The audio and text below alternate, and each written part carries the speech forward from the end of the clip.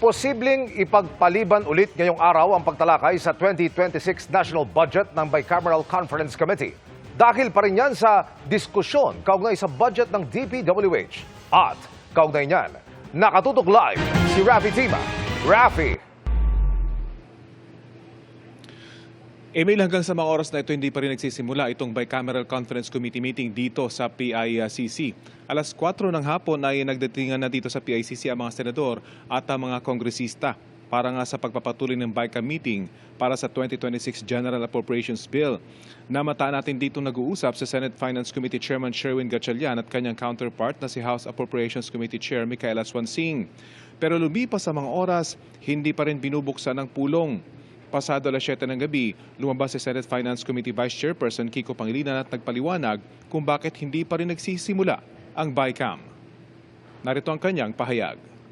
Itong sinabi ni Sec. Vince, reason na i-recompute nila, di ba? Yung kanilang cost of materials. So, we're waiting for that. Merong mga preliminary numbers pero yung detalye hindi pa napipirmi. They're also cross-checking. And we will also have to cross-check. Pero kaya po bang ma-analyze lahat nun, ng data, kapag kahit nandiyan na? Yun ang dilemma. Depending on what we see. Depending on ano yung ibibigay sa atin at ano yung i-report. So we will have to wait for that data. Yun ang pagkapaliwanag sa atin. Dahil nga dito, may posibilidad na hindi ulit matuloy ang BICAM ngayong araw dahil kahit maisumiti ang lahat ng datos, kailangan pa itong pag-aralan. Hindi ngayon makausad ang BICAM dahil ang Senado at Kamara gusto raw parehong matapos na ang issue ng DPWH budget. Kahapon, ito rin ang dahilan kung bakit pinuspo ng Senado ang pangatlong araw sana ng BICAM.